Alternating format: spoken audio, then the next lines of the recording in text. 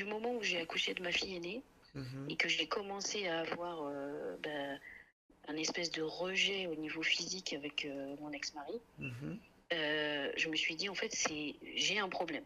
J'ai un problème puisque avant il n'y avait eu aucun souci. Oui. Et je me suis dit, j'ai un problème. Donc, j'ai compris, j'ai fait le lien avec le fait que mon père était décédé pendant que j'étais enceinte.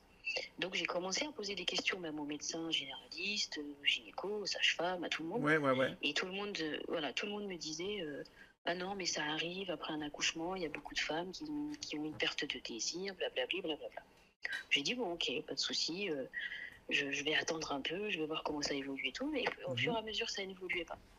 Ça n'évoluait pas, ça n'évoluait pas. Entre-temps, j'ai eu ma deuxième fille.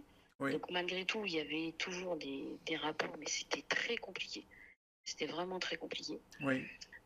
Et j'ai continué d'avancer comme ça, en pensant que c'était moi le problème, que j'avais un problème par rapport à ça, tout ça. Et en 2009, donc après j'ai eu mon fils en 2005. Et en 2009, 2009-2010, quand j'ai commencé cette thérapie, Oui. je pense que c'est à partir de là qu'est remonté le souvenir. Ou peut-être avant. Je n'arrive pas vraiment à, remettre le doigt dessus.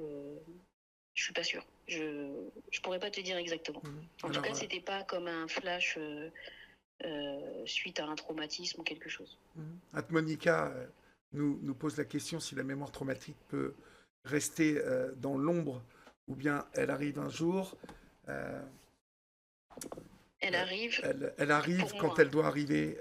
Elle peut rester dans l'ombre très longtemps, malheureusement. Très longtemps. Elle arrive quand la personne est prête à l'affronter.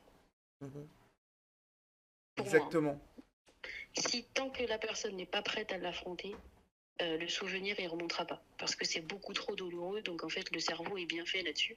Oui. C'est que il va bloquer tant que la personne n'est pas assez forte pour pouvoir dépasser ce traumatisme. Donc c'est vrai que ça peut rester des années, des années et des années.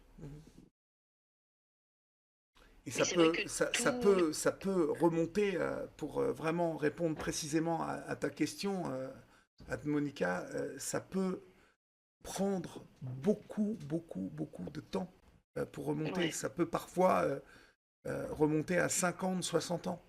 Il n'y a pas vraiment d'âge ou de période. Il y a un enchaînement d'émotions, d'événements dans la vie qui viennent te percuter et qui d'un seul coup débloquent quelque chose dans le cerveau, en fait.